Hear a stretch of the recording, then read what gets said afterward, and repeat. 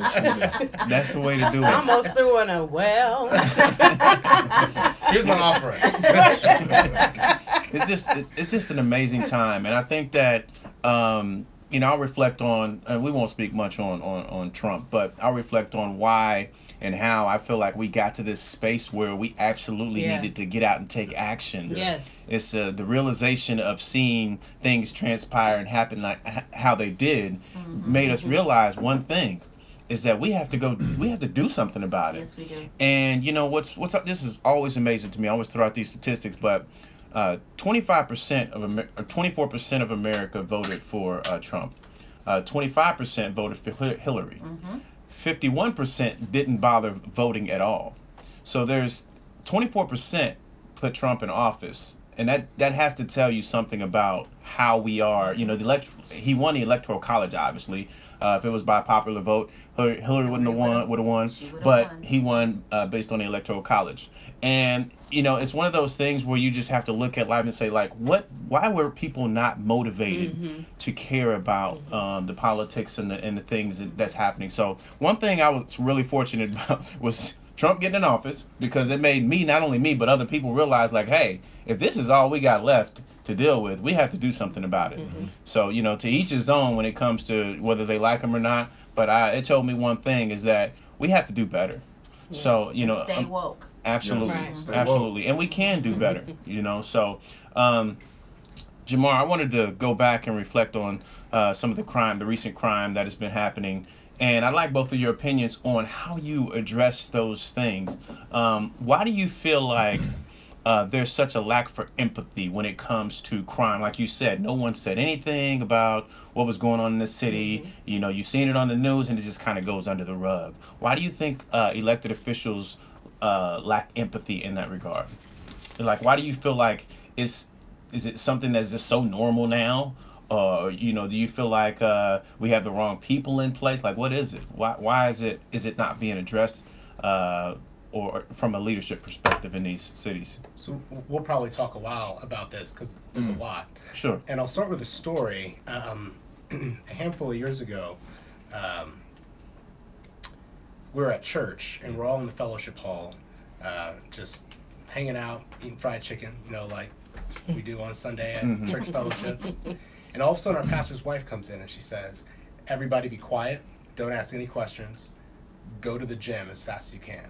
And there are no windows in the gym, it was an enclosed space. Sure. So every 400 people were obedient. We went into the gym and we sat and waited for about 10 minutes. Then a pastor comes in and says, "Hey everybody, thank you for following direction really quickly.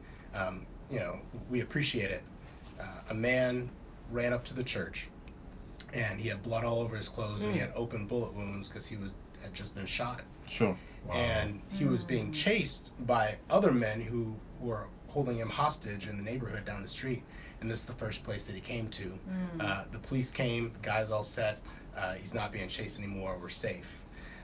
And that's, having that church right at 46 and Post, 42nd and Post, and going around to all the apartment complexes around there, doing ministry a few years ago, and leaving some places feeling just kind of funny in my spirit, and then did a Google search and realized that somebody a week before had been found in a box next to a dumpster. Like, that kind of stuff is normal, and most of it goes unreported. And getting back to your question, I think part of the reason why we're not addressing it is because we're not voting. We're not standing up and doing something about it. People don't care about it. So they why should leaders care about it? I even see it in my numbers. So it's in the city of Lawrence, it's mostly, if African Americans are voting, it's middle class African Americans.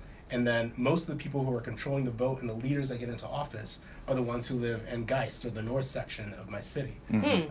So why should a mayor or an elected leader care about folks who are paying limited taxes, aren't paying the property taxes, and then also aren't voting, right? Right. And we went to the Excel Center, and was just talking to a bunch of students, and we were talking about just get out and vote, right? It was nonpartisan, just get active, do something. Right, absolutely. And this young man sat back and said, why should I do anything? Because no matter what happens year after year, It's the same stuff, right? Right, People right. still going to get shot. We're still going to have poor schools in this area. They're still going to try to bus us 30 minutes from the east side all the way to Arsenal Tech. Like, they feel like they have no hope in the people that they're putting in office. So why should they even engage? Right. We got to give folks somebody to believe in that's going to actually do the job. Absolutely. Can you share with the audience what the boundary, what Lawrence boundaries are? Because I know that kind of blends a little bit with Far East Side, and so some of us, including myself, like at one point I know I used to go to Lawrence North, but then it changed to IPS District and the rezoning and everything, and that was near Arlington. So can you just share what your boundary would be when you win mayor? Sure. Speak it. Yes. That's right. I receive it. Yes. So it's a little weird, and I'll talk about a couple things surrounding the boundaries as well. But right now, it's 86th Street down to 46th Street generally. There's a little bit of puzzle piece, jagged edge at the top Sure. and bottom. But it is very clear on the east and west. So on the east, it's Carroll Road or the county line. Okay. And on the west, it's Shadeland. Oh, gotcha.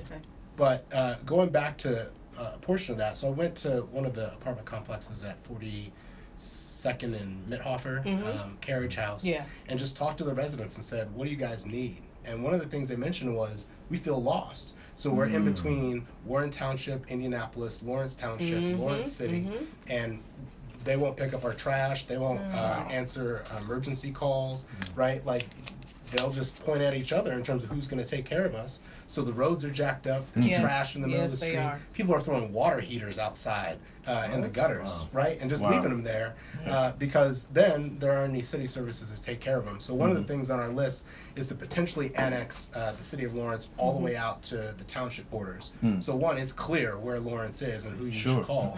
But two, we can start taking care of some of these people that are just left out in the lurch. Right. Wow. Awesome. Wow. Terry, going back to the question in regards to crime and I know that you'll probably share some of the same beliefs in regards to just people need to get out and vote, but what are your thoughts on why there's such a lack of empathy when crime happens in urban communities? Yeah, I think that we live in a law and order society, and we can watch a show on television and think that it's going to be fixed in 55 minutes. Sure. And it's just simple, it's sound bites, and that's not the way that it happens. And so people get disenfranchised, and they say, well, you didn't fix my problem, and so I'm going to be upset with you, and I'm not going to vote because you didn't fix my problem. And I think that one of the things that we need to continue to work on is relationship building. And I have to speak, for Indianapolis and how they've done a great job with the 10-Point Coalition. Again, I'm an outsider looking in, but what I'm seeing is relationship building. And so as we are developing the relationships between our law enforcement, our public safety officers, and our community, I think that will help us with how we deal with crime. We can throw out statistics and numbers and be shocked by them, but then we have to do something. We have to figure out how to tackle that, how to get the right people in the right places. Sometimes it's the law enforcement officers. They feel like they've been disenfranchised. They've been given rules and laws and things that they're supposed to do. They're trying to do the best that they can, but they don't know how to create the relationship with the people. And so that's one of the things that I feel is a strong point for me is relationship building, collaboration, finding ways to connect people together so that they can make a difference together. And we've been doing some of that. We had a Citizens Police Academy that was over 6 or 8 weeks, and we had about 30 people that participated in it. So they got a chance to go out and see what was happening, and then learning things in-house about how our law enforcement officers are interacting with people each and every day. And I think it was a benefit for both sides. So they thought they were sharing with the community what it is that they do, but in turn they were learning from the community things that maybe didn't feel so right, and ways that they say things, ways that they interact with the community. Again, it's not going to be an overnight fix, but it's going to be something that as mayor, I have to be in the trenches with them. Absolutely. If people are having problems, I need to listen to what those problems are. We have issues in Munci but I think that there are issues that are fixable, not over time and not 100%, but working with the right people in the right places, Absolutely. we can get the job done. Go ahead. Sorry. No, I was just actually, I think you were about to go into it. I was going to ask you to share some of the initiatives from your platform in regards to Munci violence and crime. And even because I read about how you have, and I was wanting you to explain more about the board.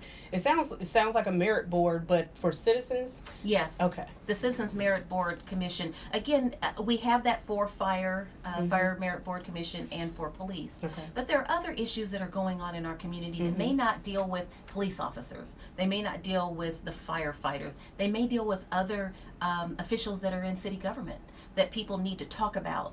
They need to talk in a group about. There may be groups or boards or organizations that aren't doing things right, where our Human Rights Commission is there and doing the work that they need to be doing, but a larger group needs to say, hey, we need to talk about this, and we need for you to know how people are feeling. You know, we don't have as many neighborhoods and as many people as Lawrence or Indianapolis has, but we have good people, and we have people that want to see things done better, but they're not being heard. And so the transformative leader that I am goes beyond being a servant leader, and it has to do with collaborating and connecting people together. That's the Yeah. key. I am not, Leadership is key. servant It's leadership, huge. but it's the next step. Right. So Right. it's not just serving the people, but bringing the people to the table so that we can do it Yes, together. Sure. Yes, ma'am. And I don't know it all. I'm not the smartest person, but I know how to bring smart people around me to help make a difference. But these people have to be willing to work with others, not just a smart person that knows it all and that wants to throw stuff out on the Sure. table. So again, it's important to connect all the people together. And so one of the things that we want to do is build that commission. We also want to look at our youth and our seniors. We're forgetting our seniors. Yes. And I'm close to it now. And so we see that there are people that might be retired or people that may still be working that have expertise, that want to be included, but aren't included because of their age, which is wrong to begin with. So we are going to put together a senior advisory council for the mayor to help us to know what kinds of things the seniors want to have. We live in a university community, so we have people that retire from Ball State University that stay there, that want to have additional things to do other than, you know, just going to great ball games.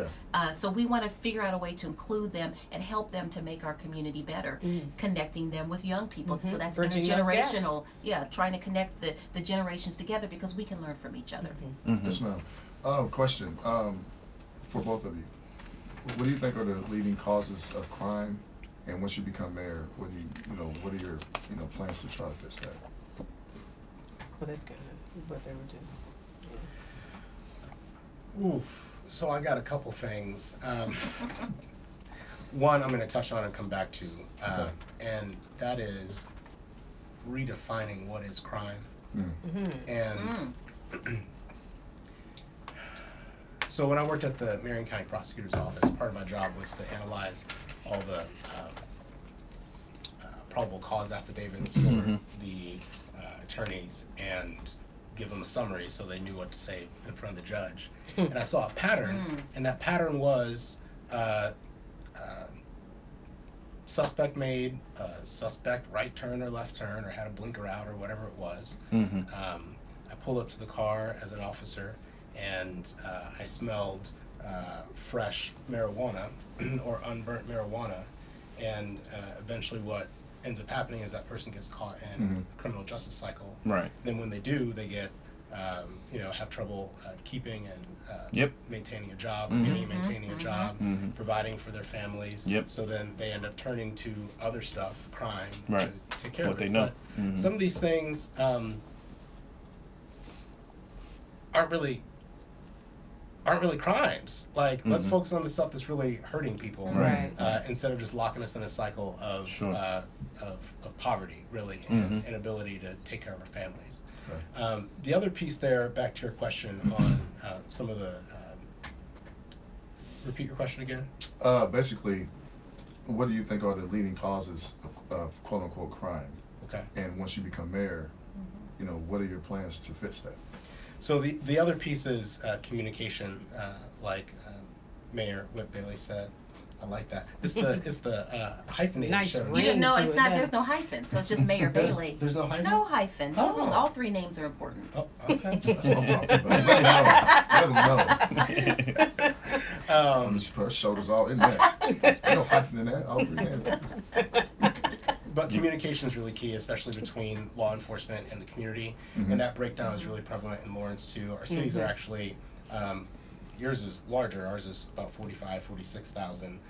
We've got a police force, I think, of 60 or 65. Oh, okay. But what I see at community meetings is no matter what the demographic is, there's a block between the police and what they perceive is happening in the community, and the community and what they perceive the police are doing or have the ability to do. But the reality is the police are only going to do something when there's a call.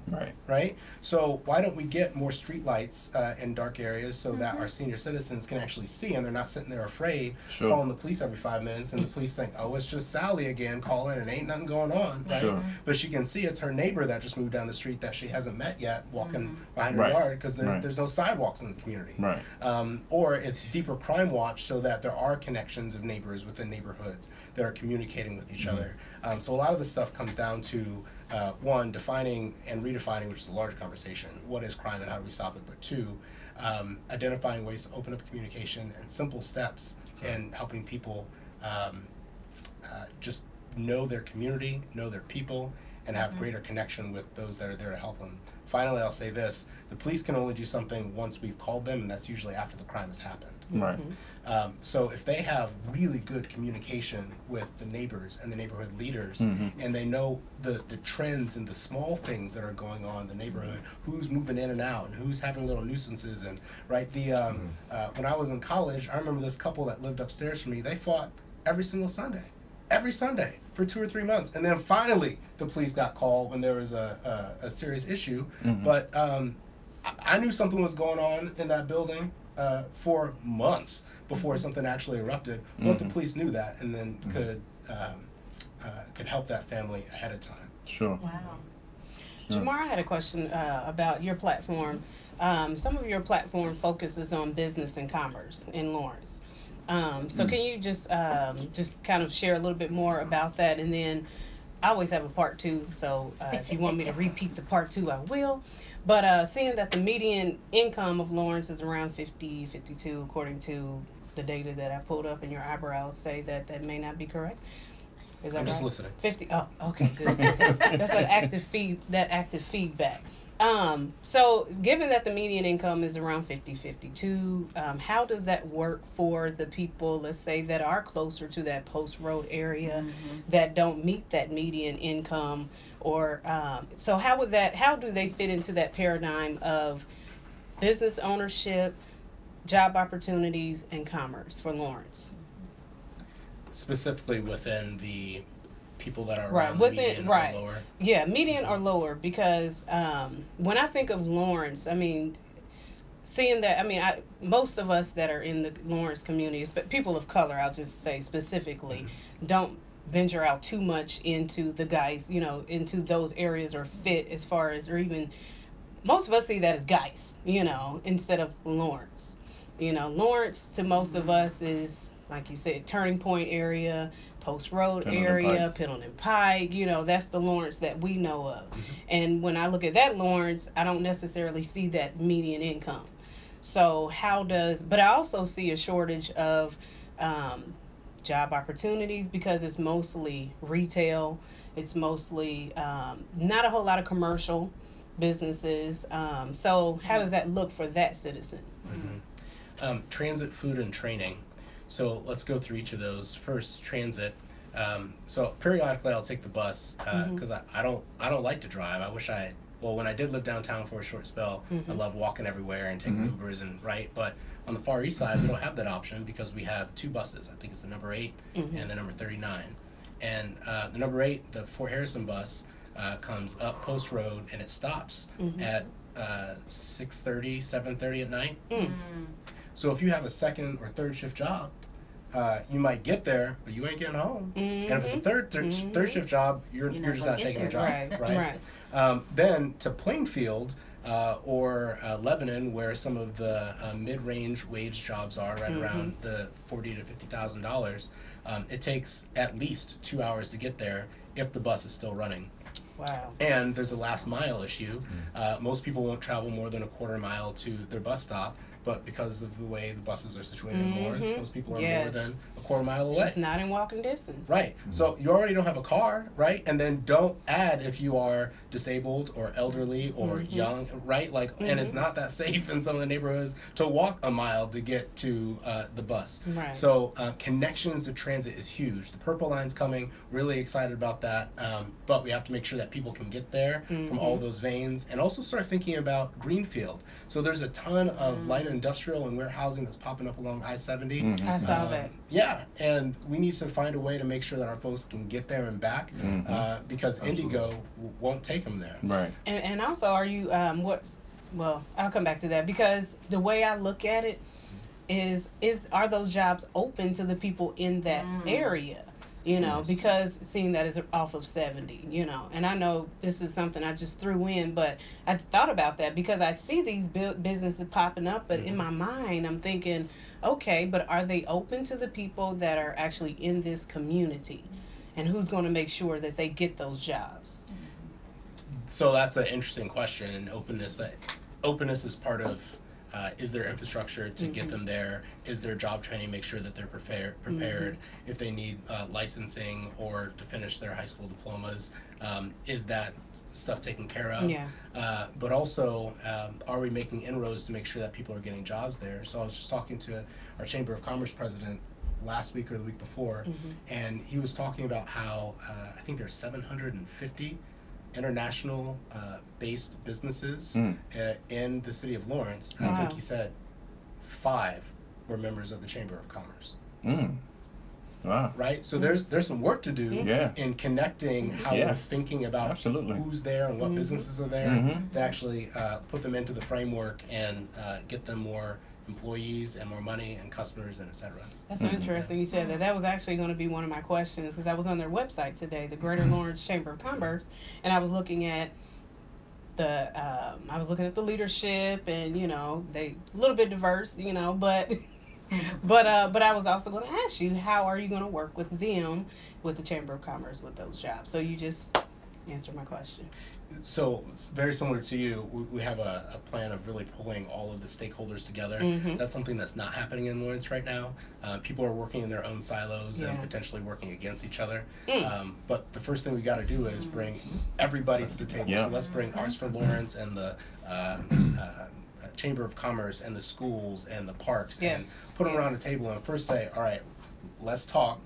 Second, what's our vision? Where are we headed? What's the new identity of the city of Lawrence? Because it's not going to be Pendleton Pike crime getting shot in front of the grocery store, right? Like that ain't going to fly. So what's the new big vision that we're going to drive towards? And P.S., Fort's been gone for 20 years, so we can't hang on that anymore either, right?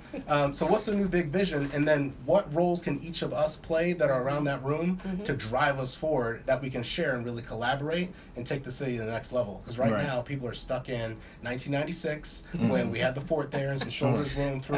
D-Fast and all those great jobs. Right, and it's time for something new and to really drive it. Awesome. I have a question in regards, and both of you can answer this, in regards to, one, we have a lot of nonprofits that are doing a lot of great things, but they often go unheard of because of funding, because of other priorities and things that are going on. But I feel like these people are the ones that are actually in the community feeling the pain of what's happening. We see it all the time, and we've had a lot of nonprofits come on our show and explain to us what they're doing in the community, and it's hard to take when you start hearing that they don't have the funding to do it on a wider basis. And if they just had, That's a good question. were able to connect with other nonprofits or elected officials, would give them a chance, then they could reach out. And one thing that we're seeing is that maybe a nonprofit will be granted a certain amount of money. They have enough to share that with someone who can't, who can do more, as opposed to them just being granted that funding. How do we bridge the communication and language in regards to meeting with one another. Like, how do we get the elected officials and the nonprofits and the churches to all sit together? Because everybody's trying to do the great things, but these are the people that are actually really in the community, and no one is reaching out to them. Well, I'm reaching out to them. Yes. I'm the queen of collaboration.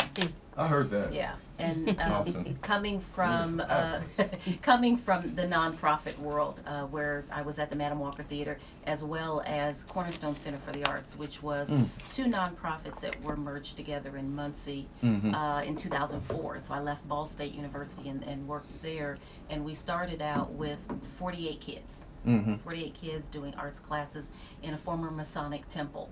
So you've got Masons who didn't typically invite African Americans into the building. Wow. So I had the African American community saying, how dare you take a job in a building that's like that?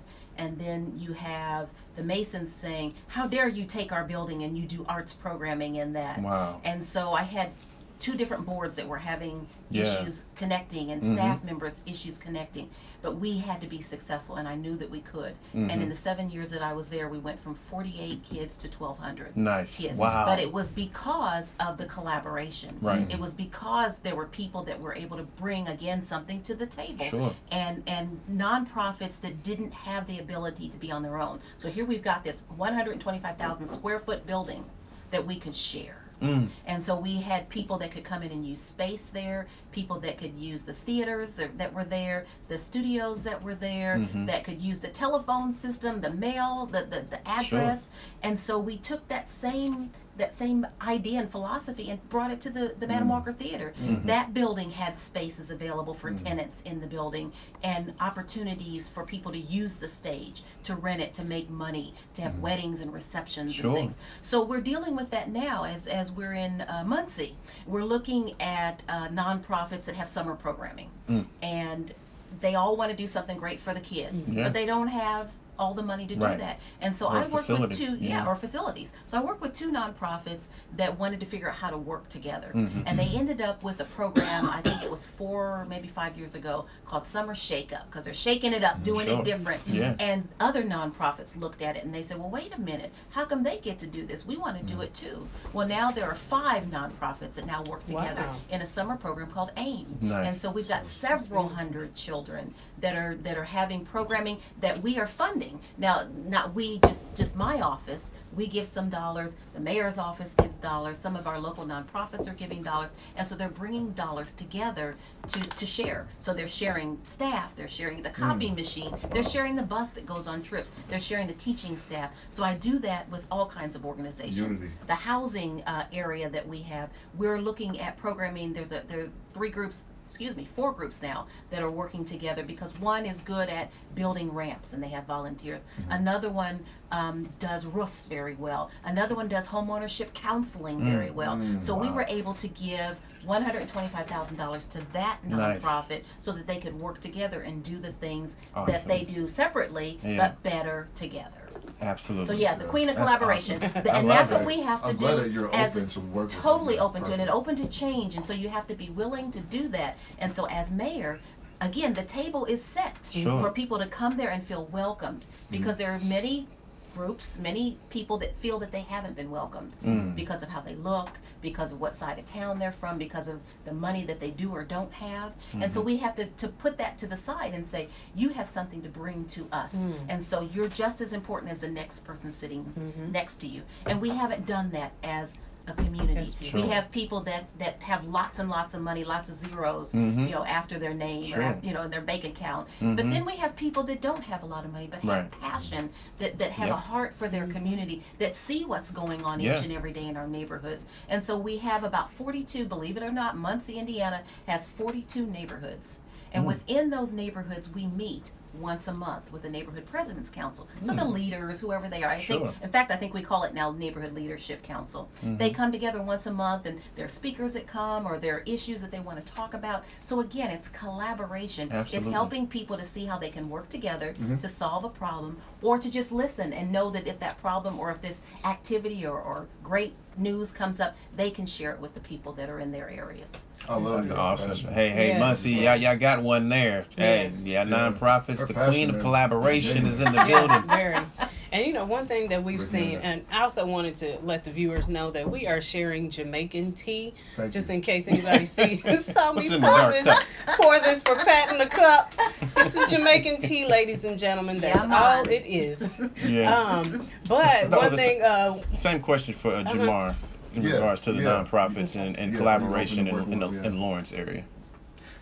Ditto. I think I'm really excited to hear what you have to say. I know we've I'll thought come to similarly for a Lawrence. long time. I'll help y'all out. But shucks, I mean, a lot of what she's saying is exactly what we're talking about too, especially because government can't do it all. No. And I think that they've either tried to yeah. do it all or they just haven't tried to do it and haven't reached outside their doors. There you go, To reaching get it out. done. So finding the nonprofits that have a similar constituent or a similar service area or similar service and putting them together, getting them around the table and saying, let's fix this issue, and having the mayor's office lead the conversation, set a metric, and let these people do what they do Let and them kill do it. what they do. Right? Absolutely. And come back and say, all right, how do we move the metric together? Yeah. Because the reality is we've got a $20 million budget in the city of Lawrence. 70% of that is all police and fire. So just our basic city services already soak up most of Sure. our budget. So we can't do much more with what we got. So there are some plans, you talked about economic development a little bit earlier, Ebony, to find some new employers, to find a big economic development anchor. Just had a meeting with Indy 11 this week to make sure that we're at the table for that conversation when they start doing site selection, as long as Senate Bill 7 passes. So we're working to make sure that we get more tax revenue in. And the annexation plan, another one that can blow out our tax revenue and help us do Sure. some more. But the only way we can get it done is with collaborations and leverage. Leveraging the people that have expertise, Sure. leveraging the people that have money, leveraging the other large regional organizations like Eskenazi. They've got a program where essentially they go in to homes and do counseling and coaching for parents and families who are surrounding domestic violence. Sure. And they said, we've got 25 families right now. We got space for 100. So after the meeting was over, I went up to the guy who runs it and I said, can we get the other 75 and put them all in our zip codes? Right, Right. right. That's a little greedy, but I don't care. Sure. Because I know that we've got issues and crime. You Yes, asked a little yes. earlier, what are some of the solutions? Yeah. It's that. It's making sure we reach out to the folks that have power and expertise and money and bring them to the table. But Absolutely. also reminding them that just because they have power doesn't mean that others can't have power too. Because many times those who have power are the people that have always had power. Right. And so we look different from the people that Have always had power. traditionally Yeah. have power. Sure. And so that's a little bit scary sometimes for folks to know that there are people now that look different from them, people that may not have grown up in Sure. Indianapolis or Sure. in Munci. And so we have a solution, we have a fresh face and a fresh Sure. ideas. And so again, it's making sure that people know that, we can do this, but we can do it together. Power is what you make it. Because Absolutely. power isn't always money. Yes. Because yeah, I don't that's have any different. money. Sure. I think one of the best things and being on the outside looking in regards to, like, I'm not a politician, I'm not a I'm not elected either. official, but what I see that can bridge the gap totally between officers, the community, elected officials, is them just getting to know the people in those neighborhoods. Right. If a lot of times officers come to areas for the first time. Yeah. And we're an emotional people. For anybody that's listening, black people, we emotional, okay? Somebody mess with our kid, somebody hit our brother, somebody do anything. When the police show up, they don't know who's what because we get emotional. So I understand trying to tone that down, but maybe bring people in that understand that emotion. And what happens is there was a situation the other day where some young ladies had an altercation with not a physical altercation, but verbal altercation with a man who pointed a shotgun in their face, and they called the police, and the police showed up and arrested them. And situations like that just shows you, like, why were the police threatened by some emotional young women who had just had a shotgun pointed in their face? And I feel like we gotta, we got to understand that when you know, maybe this is in the training, I don't know what it is, but it's becoming more prevalent where you know, those who are helping, who are good Samaritans, end up being shot or arrested for doing just that, is being helpful. So how do you, and what are your plans to help engage that, like to make that a better transition? Because I feel like one, everybody's heated in these emotions, right? Officers don't want to get hurt. They don't want to be put in a bad situation and be surrounded. Totally understandable. But they also have to understand that the emotional situations that are happening in these communities. How do you help officers, you know, go into these situations and bridge the community? How do we bridge the I can answer police? that first. Yeah. You know, when we talk about, and we're talking about police officers, Sure. serve and protect. Sure. So if we just break that down, when we want someone to provide a service or to serve us, we want to be connected to them, not always in a negative way.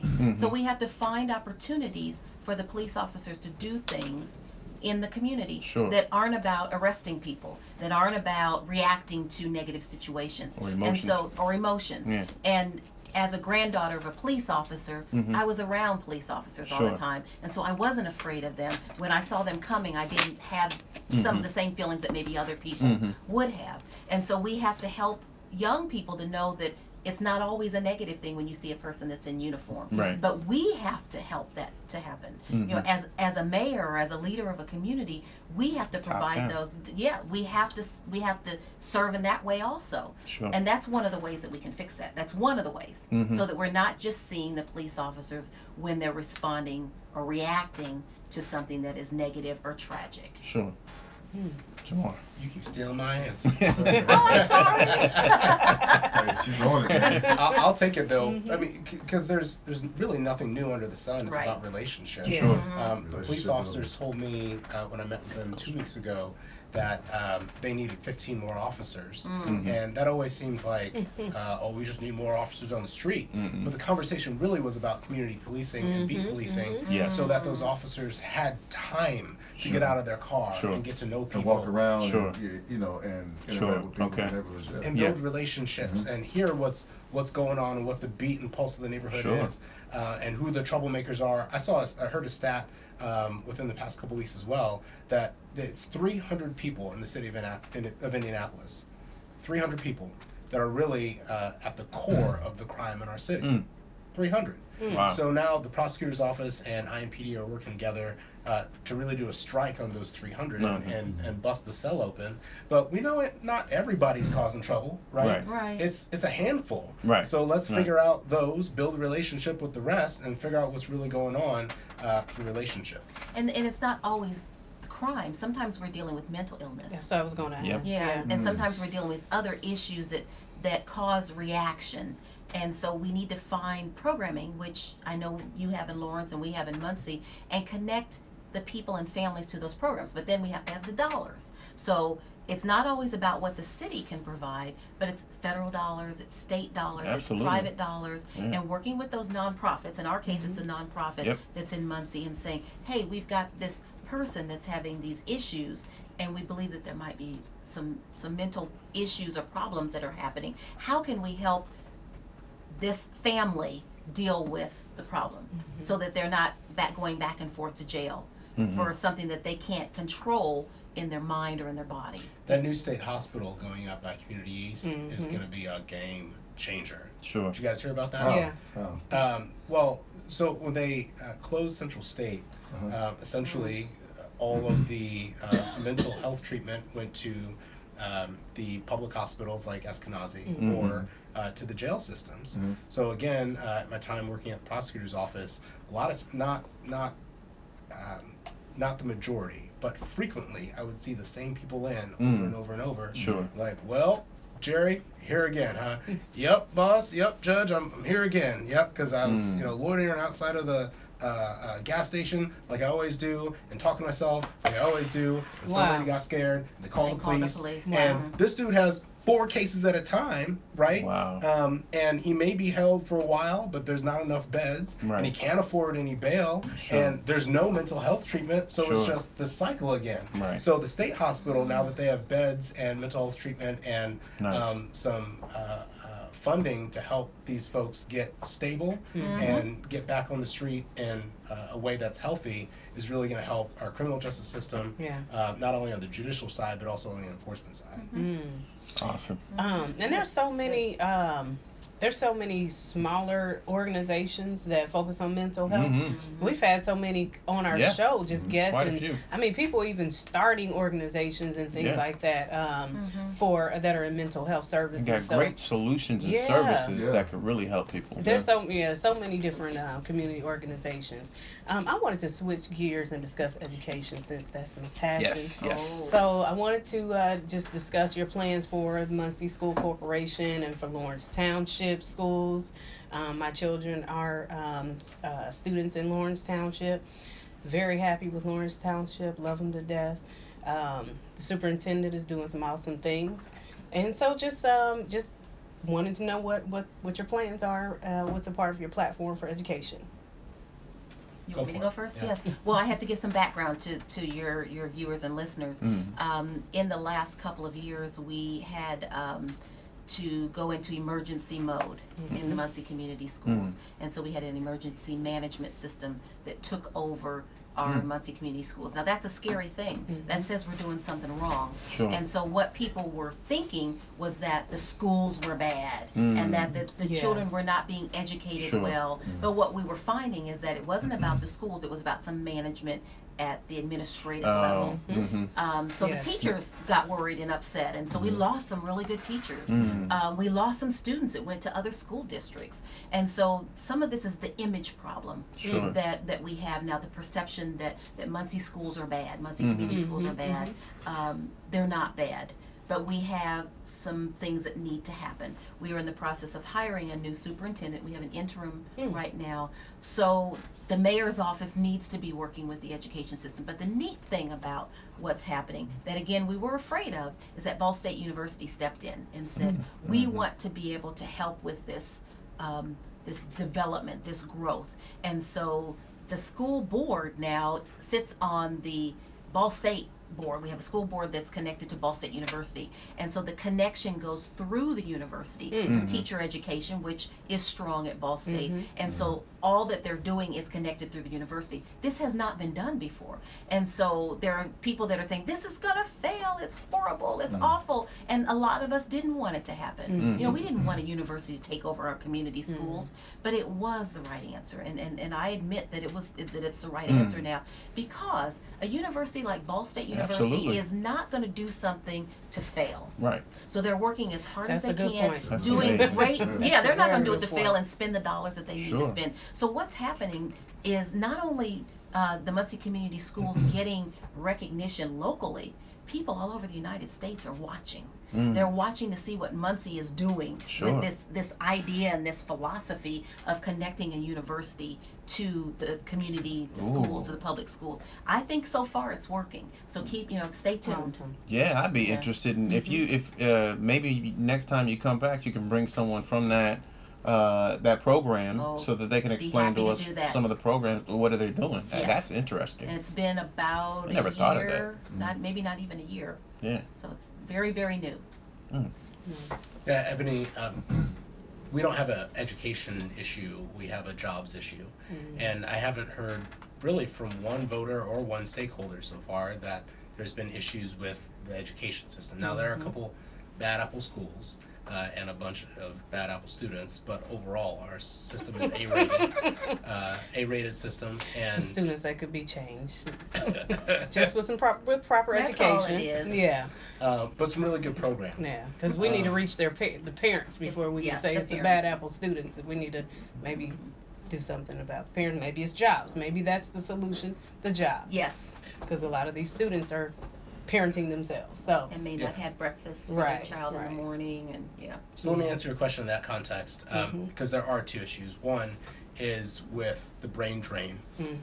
So these kids that are graduating from Lawrence North and Lawrence Central, going through trade school or Ivy Tech or IEPY or regional or national school, what do they have to come back to in the city of Lawrence? Not really that much. Right. And we don't talk about what is there. So I just spent my lunch hour today with a marketing firm that does business across the country. And there are 2 or 3 boutique marketing firms that I've been to in the past 2 weeks, right in the fort, that a lot of folks don't know that technology and that brain power is right there in the middle of Lawrence. Sure. So we've got to talk about that and brand that and bring our kids back to the city, but also make sure that their schooling is connected to the skills that employers need. So there's a trades district that's been established near Pendleton Pike and 465. Not much has happened with it, with really making sure that we're driving the connection between education and also other trades based businesses. Big. And also the connection between Ivy Tech. So I don't hear much about Ivy Tech at all in the city of Lawrence, and I believe is the second largest campus in the state of Indiana, is right in the city of Lawrence. So we've got to start to leverage our relationships with the city and the high schools and Ivy Tech to make sure these kids get what they need. Finally, with that annexation piece, our students that are south of 46th Street, with John Marshall opening and closing, are left in the lurch. So we've got to figure, and they're being sent to Arsenal Tech, which is about 30 minutes away. They are. And there are neighborhood issues there, and transfer issues, and kids not having a connection to the people and the teachers, and et cetera. So it'd be great if we could figure out a way to get them to closer schools, and if those closer schools are Lawrence Township schools, let it be. I had this plan, right? It was like 3 years ago, and I posted it on Facebook, and virtually everybody was like, "Ray for mayor." But anyway, that's another We need to day. interview you, huh? That's Can I transfer my filing to you? Let's go, man. That's for another day. So I had this program that I felt like could be awesome if there was an incentive for parents who maintained engagement in kids' education. And this would come from businesses who would allow them to leave to go to their educational events. Oh, wow. And the business would get a incentive for the government for being a part of that program that allowed parents to get engaged in kids' schooling.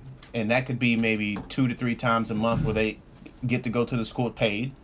And like I said, companies write off money. They write off stuff all the time. They get tax breaks, all this stuff where they save money.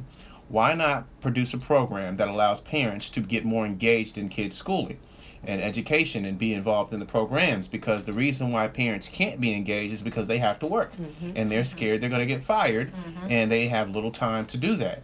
So why hasn't any, well, I guess because I've just posed it, but why does that sound like something that could be feasible? Because I feel like it would come full circle for everybody. Now the company has a good face on because it allows its employees to be engaged in the kids, and the kids get their parents for some time, and they're engaged in the schooling, and it all comes back full circle. So Such I mean, a great idea. Yeah, actually, that is a very good idea. Connecting to maybe there's some businesses listening tonight that could start that and Sure. do that model Yeah. business. I think it would be more on the private sector side though. Yeah, Yeah. well, So? yeah, Yeah. absolutely. And start with that to show the benefit of that. We do have a program that's in Munci, the P3 program, that connects the schools with parents and with the community. And it's in the Whitt-Bailey community in Munci, which the Whitt-Bailey community received the national award from the National Neighborhood USA 2 years in a row, the last 2 years, which would be the neighborhood that the newspaper would have been in. But it was connecting young kids, I believe up to 3rd grade, and connecting the parents and activities with the parents on certain days, and helping these young people to be successful, being able to read it at grade level. And it's been a longitudinal study and a long-term project that has been very successful. They also have won awards just recently. Awesome. So there probably are programs here that are connecting parents to programming and connecting the parents to the kids, but connecting that business side is a very good idea. Yeah, I mean, you look at the average person or average parent Doesn't today. get time off. Yeah. The kids spend more time outside of the home than they do with the parents. So you look at a work day. They see them in the morning when they get on the bus. They're gone for 8 hours. By the After time they school get program, home, it's yep. homework, food, and you'd never really have time to really get engaged with your kid. So just imagine getting a day off to go be at the school with the kid. And if you're not the boss or the manager, you can't do that. Right. Now, in my case, Right. I'll just share with you, my husband is in a wheelchair and he sleeps in a hospital bed. He's had 2 strokes in the last 3 years. And so he can't even turn on his side by himself. So we have home health aides that are there when I'm not there so that they can care for him. But what would happen if I weren't the boss in my office? I wouldn't be able to slip away if I needed to make sure that he had his lunch or make sure that the physical therapist is there. You know, Munci's a smaller town, so I can get around, get back and forth quicker. But what if I was so overwhelmed with that that I couldn't provide the care that I needed to provide after hours when the home health aide does leave? Absolutely. And so the same thing happens with young people. When the parent has worked 2 jobs and maybe they're home by themselves. You know, I was a latchkey kid for a short time, and you learned how to take care of yourself, fix that peanut butter sandwich, and make sure that you did your chores before mom and dad got home. Otherwise, you know, a lot of things would happen.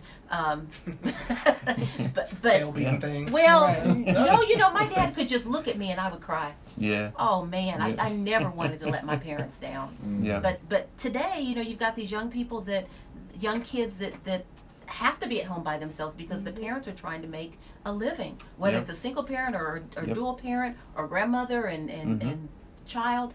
It is tough. And with the cost of living going up, and you know, we talked about, you know, young kids maybe having trouble in school. It could be because they didn't even see mom. Yeah. Mom went to work at 6 o'clock in the morning. They had to figure out what kind of clothes to wear. They couldn't find their gym shoes for the basketball game later, and so they didn't get to play the basketball game. And so it all connects. All these pieces connect. Yeah. And so we've got a lot of work to do. Absolutely. To help our people to know that we are there for them. And we can't be there for each and every person, but we can create a ripple effect. Absolutely. That really can be beneficial. I think that the beautiful thing is that we have an opportunity to create a leeway. I think Ebony mentioned this earlier, is that kids go to school with grown people problems. Yes, they do. All day. They gotta. Yes, they do. You want them to learn math, science, health, and all these other great things that you're supposed to get at school, and they trying to figure out what they're gonna eat when they get home, or what they're gonna feed their siblings when they get home. They're dreading having to leave school because they know that life kicks in. So while we all go to school and some of us have a good time at school and love education, some kids are faced with going home or may not even be going to a home. Or like I have conversations with students who have to take off from school to babysit, to take care of their to take care of their siblings. siblings. You know, just grown We had an people issue in proud- Munci just recently where that did happen, and we couldn't find, whoever was working on that, couldn't find anything in local ordinance or state statute that said what the age was for a child to not be at home. And the mother had to go to work, and the other one was sick, I believe, and so she left the kids home so that she could make a living to pay the rent. And so people are on both sides of the fence with that. And we have to understand her situation because it's not our situation. Right. And see that she made the best decision that she thought she could make for her family. I probably wouldn't have made that decision, but that was her decision. Absolutely. Well, I was just gonna say that Munci is such a good model for community coming together and working together. You mentioned Whitt-Bailey having all these different projects, and just from me, you know, I would say living in Munci because we live there umpteen summers, you know, every year with my grandmother. So just from seeing, and I don't know if it's just because Munci is a smaller city or, you know, but just seeing how Munci, the community in Munci comes together to just collaborate on so many different things and projects. And does that come from the historical aspect of Munci and our communities having to do that because of the history of Munci? That's a good question. I don't know that there is always collaboration. Sometimes when someone's coming into a community, they may make the assumption that that is always what's happening. Okay. And some of that is not intentional. You know, I worked for the university and I worked in the president's office as the chief of staff in the president's office. And I can remember many times not including the mayor on the list of invitations for things that we were doing. Fast forward to working in city government and being very close to the mayor and assisting him with a lot of things. And there were times when we forgot to invite the university president to things. And so I think we get in our own little tunnel, and a lot of people do, and they're working and doing the things that they think are best for their group or their organization, and they forget that there is strength in connecting, and we're doing that better now. I don't think that we were doing it intentionally to begin with, but it's so much stronger now. One of the things that I know that you're probably thinking of is the summertime, the homecoming festival, which used to be called Back to Munci. And Moms program. Motivate Our Minds program, which brings young people to after school enrichment. So it's not just come after school and play around, but they get a meal. They're learning after school, they're taking time, and they're having people, young people, whether they're Ball State students or paid teachers, that come and they assist the young people until their parents get off work. My son went through the Motivate Our Minds program, and it's for 1st through 8th grade. And that started in a person's living room. There were 2 mothers that realized that they their kids needed some enrichment in the summer. They didn't want them to just be playing around all the time. And other families in Whitt-Bailey were saying, well, wait a minute, if you're doing this for your children, could our kids come too? And they outgrew the living room, and then they went to a church basement, and then they created a building. And we're now in the park too sometimes. Yeah, probably in the park. And now it is I'll call it a world-renowned program. Where dozens and dozens and dozens of kids go to this program after school, 1st to 8th grade. And so they're not only learning how to get their homework done, but they're learning how to work together. They're learning patience, they're learning persistence, and they're connecting with adults after school too, and to get a good snack. Wow. That's amazing. And that's just one of many programs. And our office funds quite a few of those programs because we see the benefit of it. So we have a HUD grant that allows us to spend up to 15% for nonprofits. And all the communities don't do that. We are one of the communities that does do that. And with our current mayor, he believed in the philosophy, and so we presented that to him. And so this year we are providing grants to 15 nonprofits in Munci, which isn't a lot, but we think we're able to do something to say to you, you're doing a great job. We value you. We appreciate the benefit, what you're providing for our community, whether it's young people, whether it's senior citizens, whether it's those with disabilities. Yes, and so that is what we do with our 15%.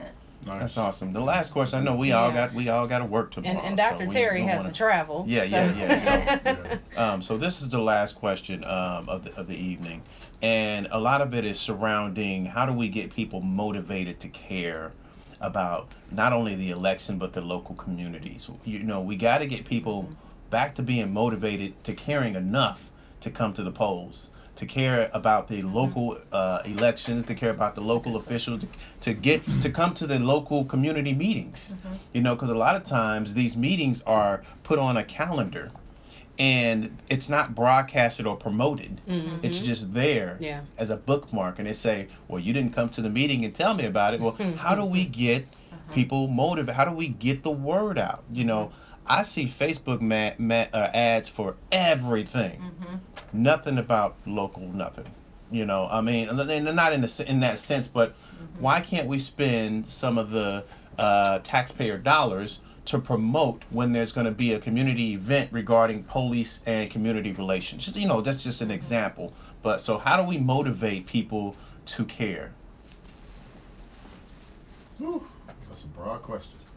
I can answer. That's a good question too. It's not a hard question to answer. It does take some dollars, but not a lot of dollars. Sure. You know, we post those meetings, the commission meetings and the board meetings on our website. Who goes to our website? Right. Not very many people. Right. And so we have to provide the information in the way that people want to receive it. Right. So are they reading the newspaper? No. Nope. Do they have their cell phones in their hands 90% of the day? Yes. So what kinds of social media apps do we need to have so that people know when meetings are coming up, so that they can watch them like they're watching this right now? That's not hard to do. We just have to do it. Absolutely. And we have to have the right people in place to make it happen. Sometimes the old guard like me doesn't know how to do that. And so we need to hire the people that can come in and help us to present information in a way that that are skilled in it already, in a way that people want to receive it, as opposed to when we see them on the street and they say, well, I didn't know about the meeting. Well, we posted it on the website. That's our fault. And so then we have people complaining about lack of transparency. Well, we're not providing information in a way that people want to receive it. It's not about lack of transparency. It's providing accessible information in the way people want to receive it. Absolutely. Yeah. Preach, Dr. Terry. Yeah. Preach. Finally, I'll just say we got to move the ball forward. You are right. We've got to put information in the hands of people the way they want to receive it. Yes. In all of those multiple channels, and it's all bifurcated right now because there are posts about the police things, and I get it because I subscribe to those channels, whether it's Facebook or Google or email or and I get it 4 or 5 different ways. But so yeah, we got to teaching people how to do that and teaching people how to do to it. get locked in. Right, but people have to see results or they don't care. Right. So we had a meeting about that sewer issue I told you all about. I mean, people's yards completely flooded, foundations crumbling, mold inside the house, mosquitoes during the summertime. I mean, it's bad. Yeah. So we called, I think, 500 houses. We knocked, I think it was 300 doors. We put Facebook ads out. We had Facebook evangelists, so people within that neighborhood sharing it. We had handwritten petitions. We had physical flyers. I mean, we thought we did everything that we could, right? 4 people showed up. On an issue that's costing people thousands of dollars. Right. And we talked to them in almost every medium that we could think of to get that message out to them. And at the end of the day, what we thought through it, and we said, what was the real issue here? And it's that they've had this issue for so long. Right. They have talked about it to so many people, and nothing has happened. That's what it is, yeah. So we got to be finally the folks in the generation and have the mindset that when we get in these seats, when we own the table, that we actually create change for our communities. And just like, when Obama came in, his first 100 days, I mean, my man, first day, he was signing executive orders to change things for the better. And I was like, he is not playing around. Right, absolutely. And I told somebody the other day, I said, we're building relationships now. They said, does every mayoral candidate go around the city and meet all these stakeholders early and go to all these community meetings early and develop and establish all these relationships early before they even win the primary? And I said, the good ones do. Right. So I tell you what, when we get in that office, we start to transition between November and December, we'll have our team together, and then January 1, boom, we hit the streets. We start making and creating change for people, not just then, but also now. We're reaching out to grocery stores and food deserts now to see if they can get in there and work with the property owners. We're putting pressure on the city of Lawrence and working with the city of Indianapolis to get those sewers fixed now. So there's a lot of things that candidates can and should be doing, and we're just either being handed seats and being lazy or don't realize the opportunity that we have to really create change. So that's it. We got to show up and make a difference. Well, and I think the other part of that, though, is that people have to have already been there. Many times we see politicians that are just now showing up. Where have they been? We've been doing a lot of this stuff for 20, 30 years, 10 years, and now all of a sudden they're showing up in different places saying, oh, here I am, I'm here to make change. And they don't even know, they've never seen you before. They say, oh, you live here? Oh, you're from here? And that part is, as a person who's not a politician, it bothers me when I see that there are people that haven't made a difference, that haven't been there, that haven't been a part of city government and being on boards and commissions, all of a sudden showing up. So if you are concerned now, where were you before? What kind of difference did you make before? Were you making noise and no one was listening, or were you just sitting back and just watching? So that concerns me, that we have people that just all of a sudden just want to jump up and say, okay, here I am, I'm coming to all these meetings and I want you to vote for me, as opposed to, I've been there all along. I just haven't been in that position. And I'm still going to continue to do the things just like you're going to continue to do the things. Just We've have done a for new years. title. Yeah. That's all. Sure. Many are called, some just show up. Absolutely. This has been a great discussion. I really, we could talk all night. Don't get me. Yeah, we can go. But I realize that we all have jobs in the morning, and a lot of our viewers, we thank you for tuning Yes, in. We know thank you got to you so get to bed much. as well. But this has been a great discussion. Absolutely. You both are so welcome back here to discuss with us some of the things that are going on. And like we tell everybody, we created this so that we could have a platform to connect the community and for the community to have a voice. The big issue has been that there are so many people speaking for the communities that haven't been in those communities. And you're right, these people just show up and then they get those positions and they never knew what was going on with the community anyways. Right. So we welcome people, anybody, to come to our platform to connect with the community. Come here to chat with us, tell us what's going on. Any new programs you got going on, let us know about it, because we want to get the word out. We want to help just as much as everybody else. And P.S. Let me say thank you to you all for Thank this you. work that you're doing. Thank you. I've been on WRTV6 and Fox 59 and WFY. I mean, all the stations, Sure. right? And I was going through my list here and inviting folks that I thought would really vibe with our conversation. And I thought, the converse, what do other communities have that have this same kind of engagement and the same kind of conversation? And it's very little. And it's you all that are really making a difference and making sure that people hear about the things that we're talking about. Thank you. So Yeah, thank we you. appreciate that. Thank you so much. Yeah. And you both are phenomenal people, man. I'm always excited that people can take time out of their day to come here to talk with us and our viewers, because we got viewers from all over the world. So this Wonderful. isn't just local. This is like, we got Africa and Europe. It's people that tune in from everywhere, and they love listening to what's going on in the community. Sometimes we're the representative of the USA, depending on who's tuning that's in. Good. So That's wonderful. Well, if they want to donate to either one of our campaigns, I'm sure they could go to our websites, right, and do Right. that. Yeah, betterforlawrence.in. yeah, absolutely. And So- BaileyForMuncie.com. that's what I was gonna say. Oh, Go ahead and yeah. give your. Go ahead and Information let's feed. wrap it up with your last. What do you call it? Your last. Words. Share No, your no, last contact words. information with the viewers. Closing remarks. Yeah, closing remarks. There you go. Yeah, so give your closing remarks. Just what you want to tell people. To come vote for you. And also your campaign information. Yeah. Campaign information, so I don't forget it, is www.BaileyForMuncie.com. I like that. Yeah. Bailey for months. I do too. Beautiful. It's a blessing to be able to connect in a way that I never thought that I would have this opportunity to do. And again, I didn't aspire to be mayor, but I know that God has given me an opportunity to do something that He believes that I can do. And so that's what I plan to do. And if He says different, I'm still going to continue to do these things that He has given me opportunities to do in the city of Muncie. We believe, my family believes that we've been called to Muncie. We've been there for 20 years.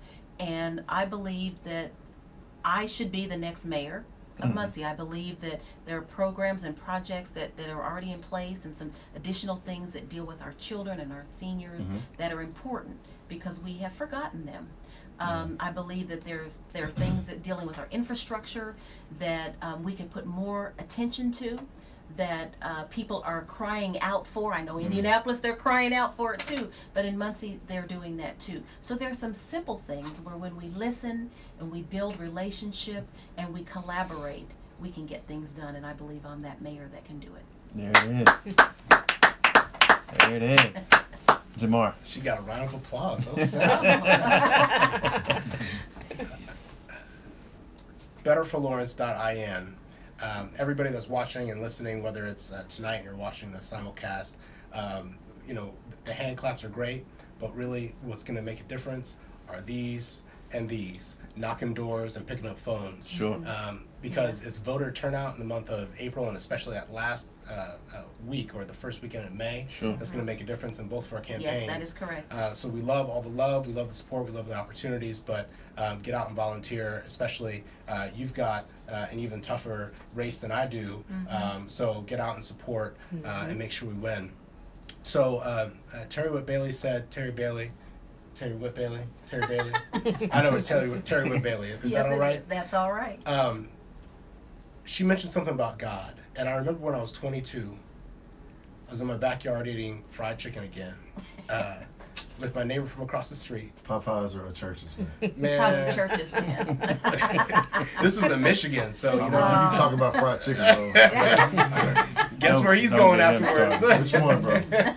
No, he gets his fried chicken from 131st Street. Who, me? Or No, he does. 136, the best Popeyes in the city. 130. 136. You ain't got him. Oh, now see, I can go He that said direction that is going the home. best. Oh, yeah, that's the best Popeyes. Yeah. Have you been to the one in Zionsville on off of That one made me 65? sick. Really? Yeah, sorry. Yeah.